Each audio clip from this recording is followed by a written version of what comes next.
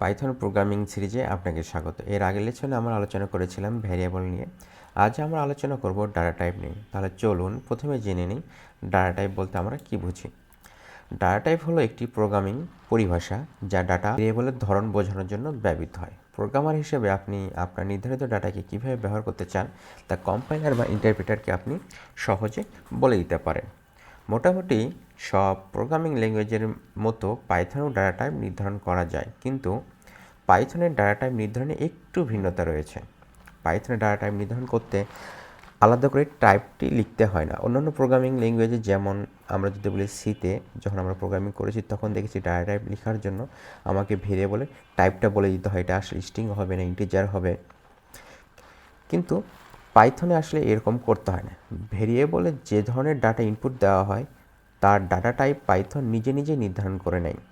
পাইথনের data type ব্যাপারটা অন্যান্য language থেকে একটু আলাদা, কারণ হচ্ছে পাইথন সব কিছুকে আসলে অবজেক্ট হিসেবে চিন্তা করে। পাইথনে কোনো ভেরিয়েবলের ডাটা নির্ধারণ করার সাথে সাথে টাইপটাও কিন্তু নির্ধারণ হয়ে যায়, যেটা আমরা বলেছি। তাহলে আমরা চলুন কিছু এক্সাম্পল দেখি। এর জন্য আমরা টার্মিনালকে ওপেন করে নিলাম এবং পাইথনের ইন্টারেক্টিভ মোডে প্রবেশ করব। আমরা যেহেতু পাইথন 3 ইনস্টল করেছি, এই জন্য ইন্টারেক্টিভ মোডে যাওয়ার জন্য পাইথন 3 কমান্ডটি যদি আমরা রান দিই তাহলেই কিন্তু আমরা ইন্টারেক্টিভ মোডে প্রবেশ করতে পারবো, যেখানে আসলে আমরা পাইথন রিলেটেড যাবতীয় কাজ করতে পারবো।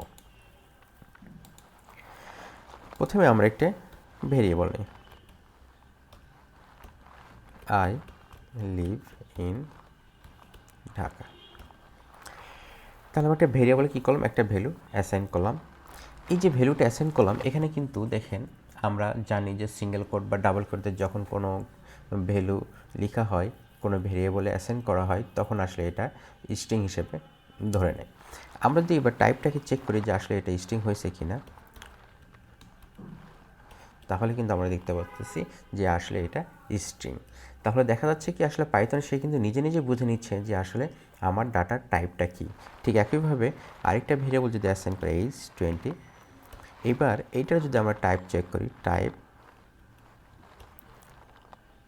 তাহলে বলতেছে এটা ইন্টিজার।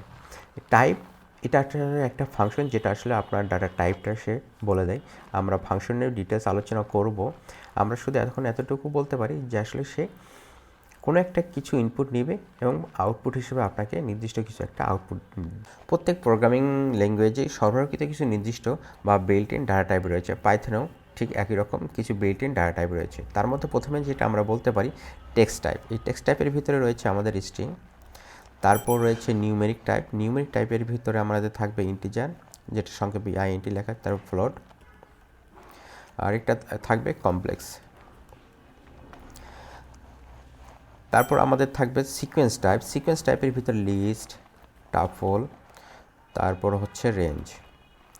এরপর আমাদের থাকবে হচ্ছে ম্যাপিং টাইপ। ম্যাপিং টাইপের ভিতরে ডিকশনারি, যেটাকে আসলে সংক্ষেপে ডিক্সট বলা হয়, এবং সেট টাইপের ভিতর থাকবে সেট এবং ফ্রোজেন সেট।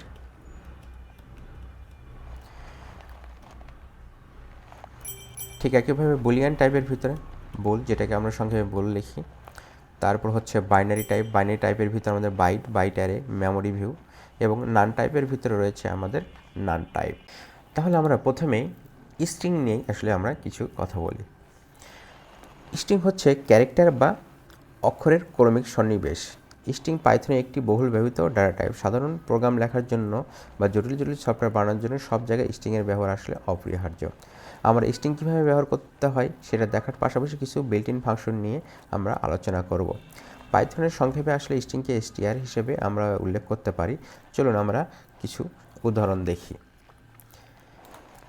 আমি আবার আরেকটি ভেরিয়েবল নিলাম, মনে করেন নেম ইকুয়াল টু নুসাইন। এখানে দেখেন আমি নেম ভেরিয়েবলে আমরা একটা ভ্যালু অ্যাসাইন করেছি নুসাইন। এবার যদি এটা টাইপ চেক করি তাহলে আমরা পাচ্ছি স্ট্রিং। ঠিক একইভাবে এখানে যেমন ডাবল কোট দিয়ে আমরা একটা ভেরিয়েবল লিখেছি, ভেরিয়েবলের ভ্যালু অ্যাসাইন করেছি, ঠিক একইভাবে নেম এর ভিতরে আমরা সিঙ্গেল কোট দিয়েও কিন্তু আমরা ভ্যালু অ্যাসাইন করতে পারি। যেমন এখানে লিখলাম নেম এবার যদি আমরা টাইপ চেক করি নেম, তাহলে দেখেন এবারও কিন্তু আমরা স্ট্রিং হিসেবেই পাচ্ছি। ঠিক একইভাবে আমরা আরেকটি ভেরিয়েবল নেই, মেসেজ ইকুয়াল টু 3টা কোড, লিভ ইন রংপুর। এটারও যদি টাইপ আমরা চেক করি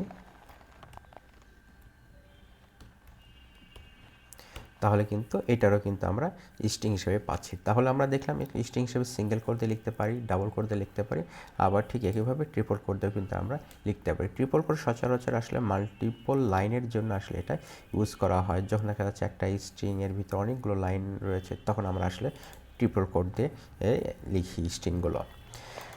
প্রথমেই আমরা উল্লেখ করেছিলাম যে স্ট্রিং হচ্ছে ক্যারেক্টার বা ক্যারেক্টারের ক্রমিক সহনিবেশ। সুতরাং ক্যারেক্টারগুলো একটি নির্দিষ্ট ইন্ডেক্স অনুসারে সজ্জিত থাকে এবং এই ইন্ডেক্সগুলো আলাদাভাবে নির্দেশ করা যায়। যেমন আমরা আরেকটি ভ্যালু নেই, নেম ইকুয়াল টু সাইম। আমরা যদি প্রিন্ট করি দেখেন নেম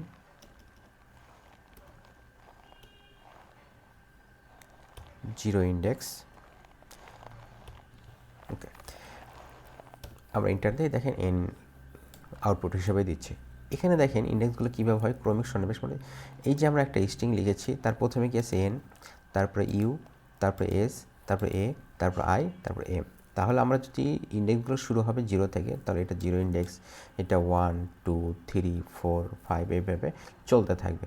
ঠিক দেখেন প্রিন্ট নেম, এই থার্ড ব্র্যাকেটের ভিতরে আমরা যদি ইন্ডেক্স 1 দিই তাহলে 1 নম্বর ইন্ডেক্সের যে ক্যারেক্টারটি রয়েছে সেটি আসলে চলে আসবে, আমাদের আউটপুট হিসেবে দিবে। তাহলে দেখেন এখানে ইউ রয়েছিল, এই জন্য আমরা আউটপুট হিসেবে ইউ পাচ্ছি।